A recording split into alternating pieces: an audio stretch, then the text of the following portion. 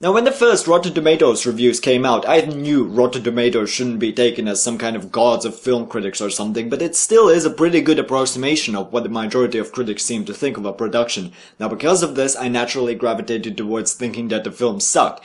But when the fanboys were starting to do what fanboys do best, I thought, what the hell? I'm gonna go to the cinema and make fun of the film afterwards on my channel for the garbage that it is. But is it really garbage? Well, some of it, but let me explain. Let's look at the positives and negatives. Chapter 1. Just like anime.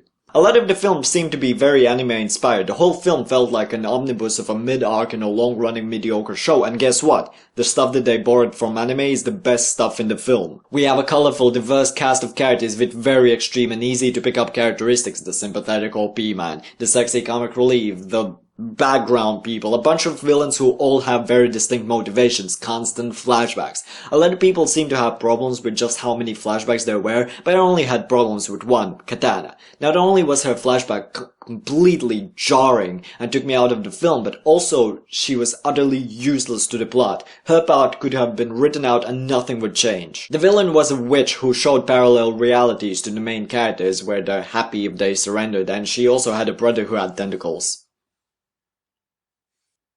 Some of the shots were very anime-like. For example, a building where they had to break in was glowing lighter than the surroundings. I could go on, but the point is, pretty much everything good in this film I've seen done better in anime. Chapter 2.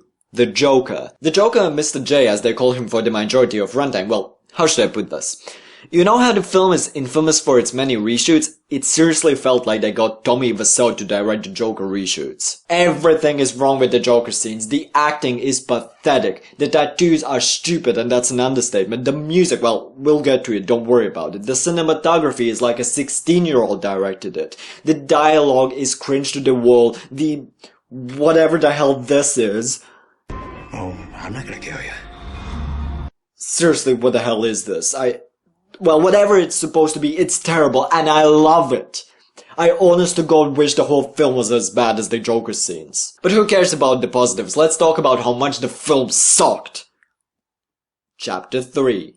The music. The music is one of the most jarring things I've seen in my life, and I mean that. Throughout the film, they were almost constantly playing pop music, and the songs they picked aren't the worst. Some of them are even on my party list. However, they are more inappropriate than Harley Quinn's costume that actually got censored in some countries. They are constantly going from one musical number to the next, and it does not make any sense. Having an action scene, random pop song. Have a character introduction, random pop song. Just talking, random pop song.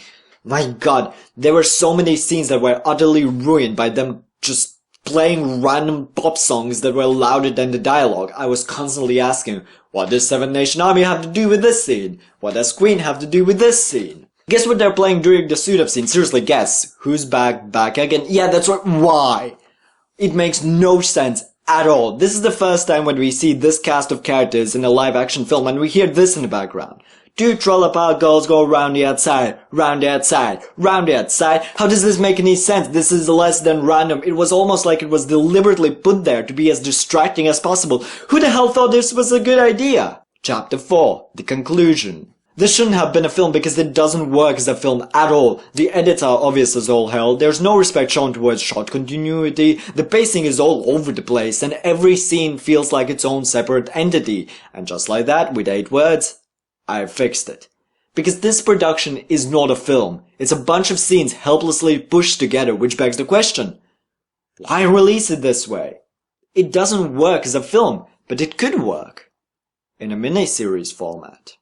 Think about it. Every scene has a mini 3-act structure within the larger story. The characters are constantly reminding the viewer of what happened before, just like in a dozen show. Which is why the whole film felt like an omnibus of a mid-arc and a long-running mediocre anime.